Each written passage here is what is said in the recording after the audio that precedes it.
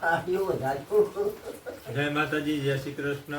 આજના નવા વ્લોગની શરૂઆત માતાજીના દીવા અગરબત્તી કરી નાખી અને હવે આગળ નવી ક્લિપ ચા પાણી અને નાસ્તો કરીને જઈશું, તો આગળ તમે વિડીયો જોતા રહેજો।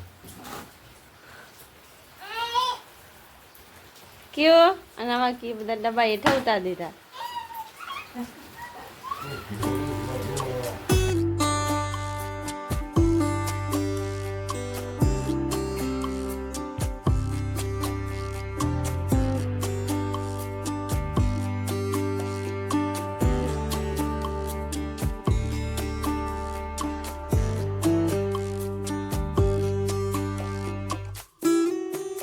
हवा पूरे हो जो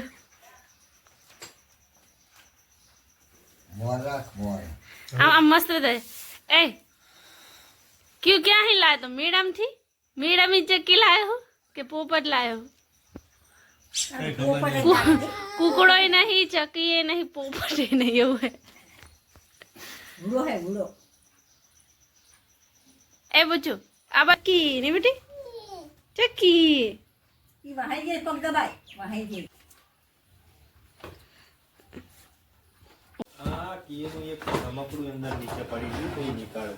खजानो काटता है गोल करा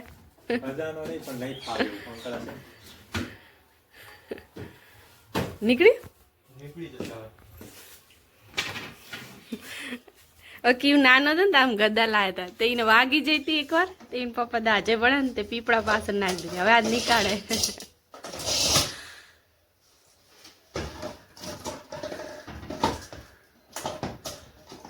जो निकाली नीरू आने धोई नाख दी असल જેમ કે 15 દિવસથી ગાય થઈ હતી, આજ મળી ગઈ। 15 દિવસ नहीं 2-3 महीना थी नाख दी थी तो हमने મેં જ નાખી હતી જો કે આને થોડી સાફ સુફ કરી નાખીએ પછી આપજે। અમાર કીયું દાંત હે ને આમાં ફસાઈ ગયો તો નહીં લોહી નીકળે આ હે ને પેલો હતું ને તે ઈમાં દાંત ફસાઈ ગયો તો સેજ કાણ તે ઈન પપ્પા કાપીને પછી પાછળ નાખ દીધી। હવે આજ કી ઉઠે ને એટલે આલુ શું કરે રાજી થઈ જાય। શું કરે નીરુ? આ હે ને બધો કબાળ આ ઉપર નાખીને બધું ઉતારું પડતી નહીં બધો જ આ ચેવ ચેવ બધું અહીં પડ્યું।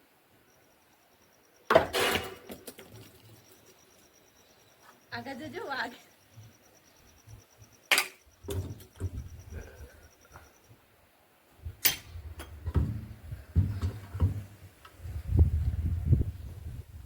પ્લાસ્ટિક છે ને બધું ક્યુ ના જોતા બધું ભેગું કર્યું। હવે આ બધો ભંગારે ને કાલ ભંગારવા આવે ને એટલે આપી દેવાનું।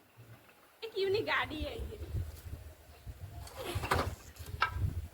આમાં ક્યુ હવે ચલાવશે આજ રાજી થઈ જશે।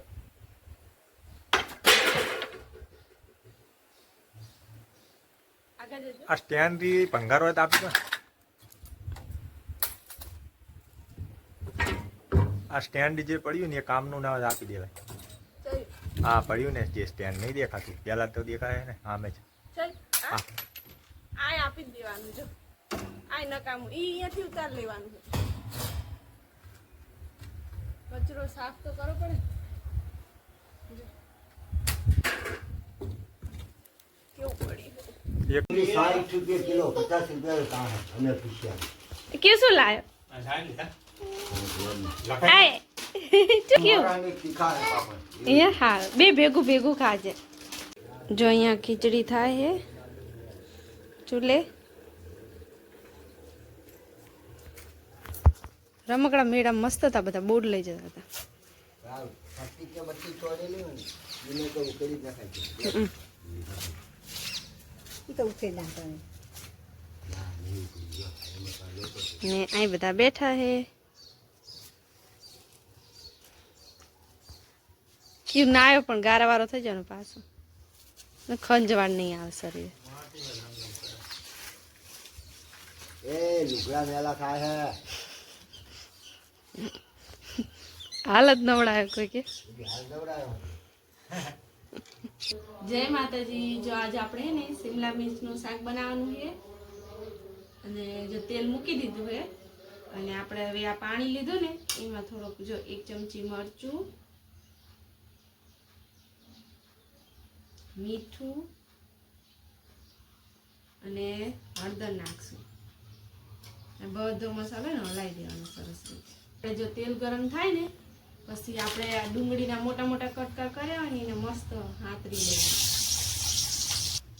આ થઈ છે. વઘારમાં જો મીઠો લીમડો, રાઈ અને જીરું બસ 3 જ નાખવાનું.